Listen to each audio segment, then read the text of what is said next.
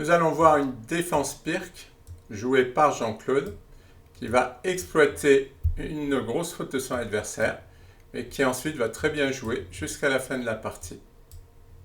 Donc pour l'instant les deux joueurs se développent et là une imprécision, fou d7 puisque normalement au début dans la défense pirque on développe ses pièces en fonction de ses poussées et là le fou ne sert à rien. Il faut retarder le développement de ce fou pour pouvoir attaquer sur le centre. Cavalier C6 qui attaque le pion. Les blancs le défendent. Fou G7. Les blancs décident de pousser tout de suite, ce qui peut se faire. Pion prend, pion prend. Cavalier H5, il faut faire attention quand on met les cavaliers au bord, mais l'ordinateur est d'accord avec. L'idée, ce serait de faire pression sur les pions. Pourquoi pas.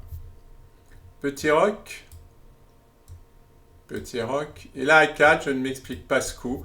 Et là, on voit bien que Jean-Claude est embêté avec ce fou. Il va le rejouer. Effectivement, c'est plus sa case ici. C'est pour ça qu'il aurait fallu jouer directement, puisque le fou là peut aller vers le centre. Et c'est beaucoup mieux. Fou H6, qui est une bonne idée. Toujours l'idée d'attaquer ici. Et si les blancs jouent G3, ils vont affaiblir leur roc et leur case blanche. Donc ils ne font pas G3, ils jouent Dame D2, ce qui est correct, hein, on va amener la tour vers le centre. Dame D7, c'est pareil, on va amener une des deux tours en D8. Bon, B3 est un peu passif et ne sert à rien, on voit bien que les blancs commencent à multiplier quand même les imprécisions. Fou G4 qui rejoue le cavalier, mais là c'est le cavalier qui rejoue le fou, mais là c'est plus dans l'idée de la pire qui est du contrôle des cases noires. Donc là, ce fou qui ne sert pas à grand chose va aller éliminer ce cavalier qui contrôle une case noire. Donc, bien que le fou ait joué 3 fois, on retombe progressivement plus dans les idées de la défense pirque. Tour D1.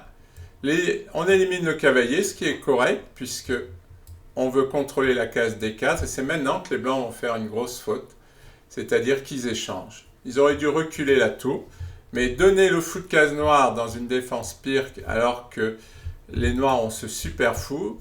D'ailleurs, les noirs vont gagner une pièce, un pion. Dame prend D4, échec. Et les noirs gagnent un pion. Une attaque sur case noire. Et en plus, ce pion est fragilisé. Dame E1. Bon, maintenant, la position est difficile à jouer. Il faut le reconnaître. Fou prend H2. Fou C4. Et le roi est très exposé. Dame échec. Roi E2. Dame prend G2. Tour F2. La dame ne prend pas la tour car elle ne veut pas perdre la partie. Mais Dame G4. On voit bien que la disparition du fou de case noire a laissé toute liberté aux noirs. Et puis en plus, les blancs étaient très affaiblis. Donc c'est très difficile pour eux. Roi D2. Les noirs peuvent faire un clouage. Les blancs essaient de centraliser leurs pièces, mais voilà, Jean-Claude amène une tour de plus. C'est très difficile à jouer. Tour prend D1. Dame prend. La dame protégeait le cavalier. Ça, c'est dû à l'activité des pièces. Hein. La position noire est difficile à cause de ça. Fou D3 pour attaquer la dame. Mais là, il y a une fourchette entre le roi et la tour. Cavalier F4 qui attaque le fou. Roi B2. Là, les blancs auraient dû jouer C3.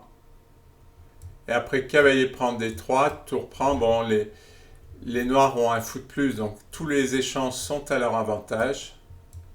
Tour D2. Et là, une jolie petite combinaison. Tour D8. La tour est clouée. Donc, ça force les échanges, tour prend et tour prend dame. C'est ce qu'on appelle une simplification. Et maintenant, les noirs restent avec une pièce de plus. Dans la partie, ce n'est pas ce qui s'est passé. Dans la partie, après dame D4, les blancs ont fait une erreur, roi C1. Et les noirs sont allés faire échec et mat. Une partie intéressante qui montre bien l'importance du fou de case noire dans la défense pirque. Après, le jeu blanc a été désorganisé. Les blancs semblent faire beaucoup de fautes, mais en fait, c'est dû au fait que les pièces noires sont très actives et que les pièces blanches n'arrivent plus à jouer. Et Jean-Claude arrive à bien à chaque fois à mettre ses pièces en jeu, le fou, la dame, la tour, le cavalier. Et ensuite, eh ben, ça semble dérouler tout seul.